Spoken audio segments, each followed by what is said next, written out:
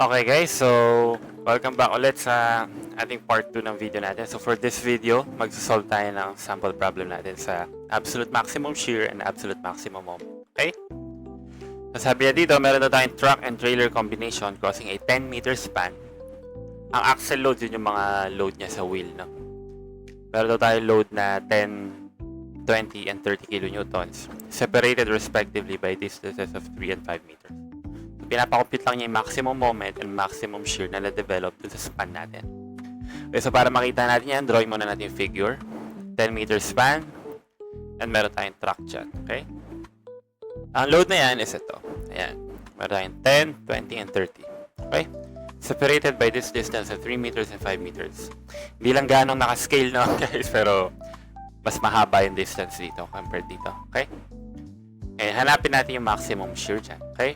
Di ba ang sabi natin, nangyayari ang maximum shear kapag nilagay mo ang load mo directly over the support. Okay? Tatlo yung load na yan. So, pwedeng ang itapat mo, itapat mo sa B yung 30 kN. Tapos yung 20 kN nandito sa gilid niya.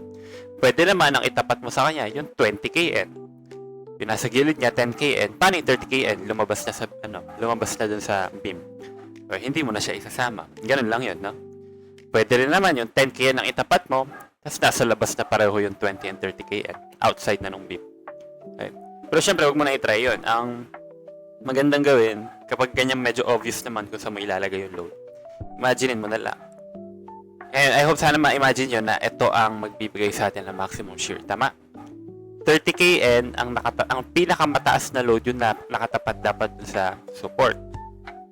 And then dapat, yung 20, yung natirang load, dapat nasa loob pa rin ng beam. Kasi kapag nawala sila sa loob ng beam, mababawasan yung nararamdaman ng beam. Siyempre, in that way, mababawasan din yung support reaction natin. So, para ma-maximize talaga natin yung reaction natin sa support, as much as possible, i-keep natin lahat ng, lahat ng load sa loob ng beam. Okay? So, dito tayo makapag-produce ng maximum shear. And ang maximum shear natin na mapuproduce dito is yung reaction mismo sa beam. Okay? So, kunin natin yung reaction sa beam. Mag-moment tayo sa A. 30 times 10. 20 times 10 minus 5. That is 5. Plus 10 times 10 minus 5 and minus 3. That's 2. Minus RB times 10. Is equal to 0. Ang RB natin is 42 kN. Yan na ang maximum shear din natin. Okay? O, ganoon lang. Ang bilis lang. Tama? Ngayon, tignan naman natin kung paano yung maximum moment natin. Okay? Ngayon, sa maximum moment, di ba, kailangan natin yung resultant. Tama? So, ang resultant natin, hindi mo pa alam kung nasan yung location niya. Siyempre, kailangan mo na natin hanapin. Okay? So, meron tayo resultant na 60 kN dyan under the 3 loads. Ngayon, paano natin hahanapin yung position niya? And, saan tayo magre-refer ng position? Okay, di ba? Sabi natin kanina, ang maximum moment, mag-occur yan under the largest load. Na kung saan, kapag yung gitna ng resultant mo and yung largest load mo is nasa gitna mismo ng beam. So, ang magandang gawin natin, i-refer na, kailangan natin mahanap yung pwesto niya in reference dun sa largest load natin, which is 30 kN. So, ito yung kailangan natin mahanap, yung distance niya mula sa 30 kN. So, paano natin mahanap yun? Pwede ka mag-Varignon's theorem dyan. Okay? Mag-moment tayo lahat under 30 kN, mahanap natin yung pwesto ng 60 kN. Tama? So, mag-moment tayo under the 30 kN. Or Varignon's theorem.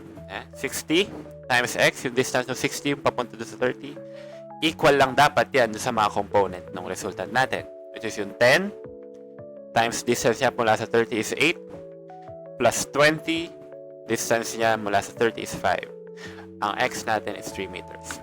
Ayan ang distance ng resultant natin under the 30 with respect to sa 30 kN natin. Okay? Ngayon, saan natin ilalagay yan?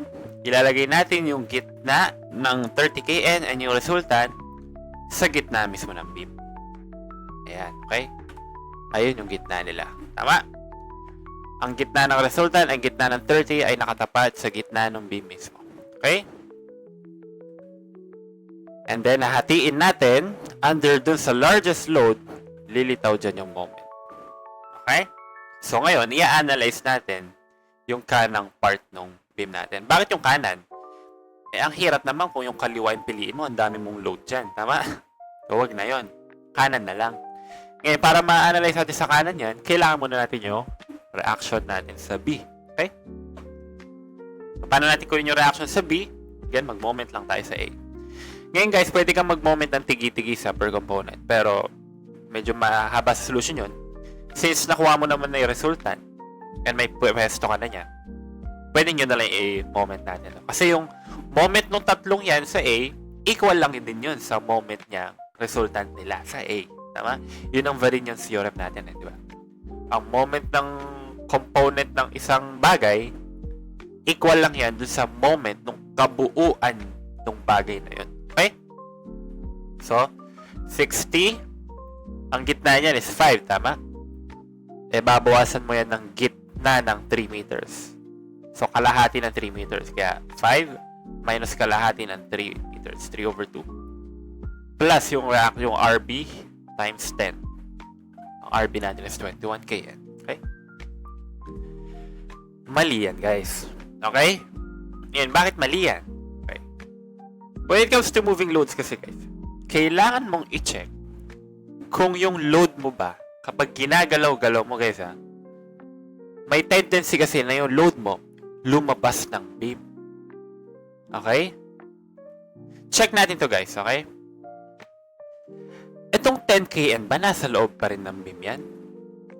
Imagine nyo ito. Ito, hanggang dito is 5 meters lang yan. Tama? Okay? Eh ngayon, ito is ilan to? Kung yun is 3, ito is 2. Tama? 2 meters. Ito is 3. Okay? And then, meron ka pa dito na kalahati ng 3 meters. Meron ka pang kalahati ng 3 meters yan, which is 1.5. Kapag pinag-add mo na lahat yan, ilan yan? 3 plus 2 plus 1.5. 6.5. Ang pwesto mo dito hanggang 5 meters lang. Ano ibig sabihin nun, guys? Ibig sabihin, itong 10 kilonewton mo, nasa labas na ng beam. Outside na ng beam yan. Okay? Therefore, hindi mo na pwedeng gamitin yung resultant mo. Bakit? Kasi ang resultant na nag-a-act mo, hindi na silang tatlo. Yung resultant na lang ng 20 kilonewton and 30 kilonewton. Kasi, kapag pinwesto mo ng ganyan, silang dalawa na lang yung nasa loob ng beam. Gets? Okay. Sana na-gets yun, no? So, mali to, okay? So, importante na nating ma-check yung mga ganung pagkakataon, no? Okay? Okay, so, gagawin natin yan. Kailangan natin ng panibagong scenario dahil hindi nga pwede yan. Mali yan. Ngayon, aalisin na natin yung 10 kN and 30 and yung 3 meters. Okay? So, kasi lalabas siya ng beam. Tama? Okay. So, ang resulta na lang natin dyan, 50 kilonewton. Ngayon, again, hanapin natin yung pwesto niya with respect to sa bigger load natin, which is 30 kilonewton. Okay? So, Varinion theorem lang ulit. 50 kilonewton multiplied by x is equal yun sa 20 multiplied by 5. Ayun. Ang x mo is 2 meters, yun. Pwede mo lang igalaw ulit yan. Ayan. Nandito sa gitna dapat yung gitna ng resultant and yung 30 kilonewton. Okay? Ngayon, i-check natin. Tingnan natin. Tingnan mo to. Ang distance mo dito is 5 meters. Tama? Okay? Ngayon, ang distance mo mula dito is 3. Tama? 3. Kasi ang distance mo dun sa 30 is 2 eh. Ang distance mo dito, 3. Kasi distance ng dalawang yan, 5. Okay? And ang distance mo mula dito is, since 2 meters yan, tapos nilagay mo sa gitna, 1, 1. Tama? 1, 1 dito. Okay? Ano na lang matitira mong part dito? Itong portion na to. So, meron kang 5 minus yung 3 meters minus yung 1 meter. So, 1 meter na lang natira mo dito. So, talagang, yung pangatlong load mo, yung 10 kilonewton, di ba? 3 meters away yan mula sa 20 kilonewton. 1 meter na lang yung space na natitira mo.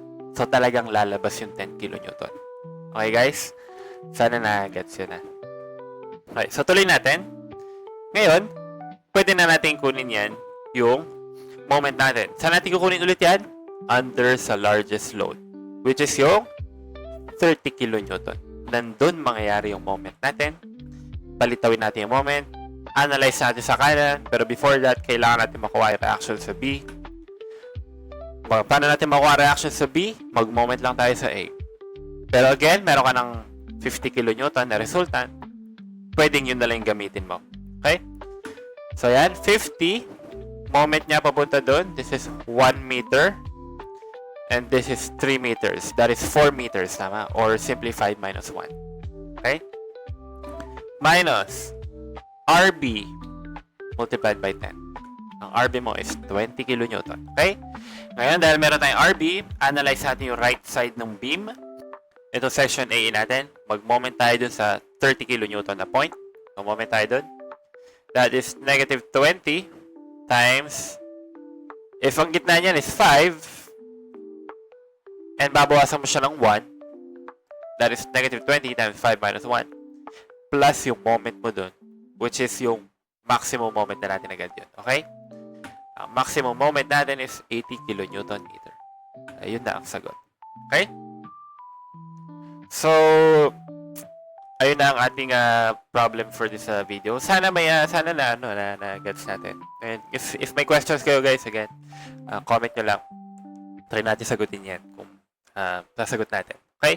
So, just basta tandaan nyo lang guys na kapag ginagalaw natin yung load, ang madalas lang naman na something na dapat natin na look out for is yung kapag lumalampas yung load natin dun sa beam.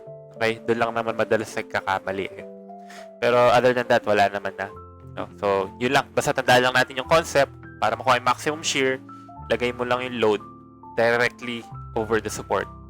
And kapag makuha mo naman yung maximum moment, gusto mo makuha yung maximum moment, kukunin mo lang yung resultant with respect dun sa largest load and ilagay mo yung gitna ng resultant and yung largest load dun sa gitna mismo ng beam. And then, kunin mo yung moment dun sa largest load. Okay? And yun na. So, I hope you guys enjoyed this video. Sana may natutunan kayo. I'll just see you again sa next video natin. Okay? Thank you guys. Bye-bye.